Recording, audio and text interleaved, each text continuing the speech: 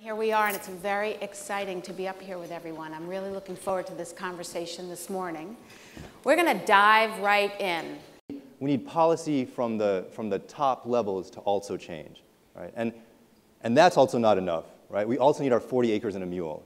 You know, we need to be able to control our economic destiny. We also need our I have a dream moment, right? We need to be able to change culture, affect norms and expectations.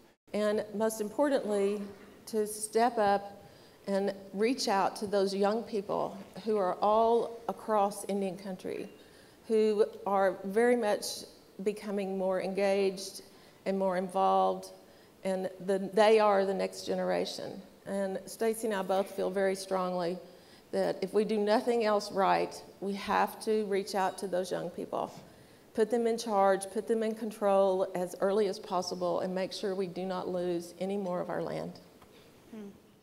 We gotta put our guts on the line to be able to really engage in some of these radical conversations and lift them up to a scale that really calls out the structures that impede, especially our most vulnerable children. And what better place to do that than at research institutions? If our role is no more than legitimizing the conversation, you know, we absolutely have to do it. And that's going to take us taking a step back and humbling ourselves. And I think that's one thing that we can learn from rural communities and small towns.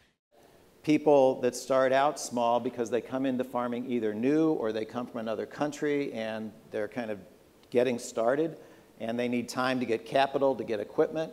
We don't have a lot of the right equipment for people to scale up in ways that's not backbreaking labor, where they can increase their acreage without having it all be hand labor. The redevelopment of that mid-scale is going to take time. And it's going to take longer or shorter depending on what our national commitment is to developing the next generation of farmers and providing opportunities in which it is not a life of servile labor, but in which it is a valued profession in which people can do it for their lives, send their kids to school, have a retirement and health care, and live a decent standard of living.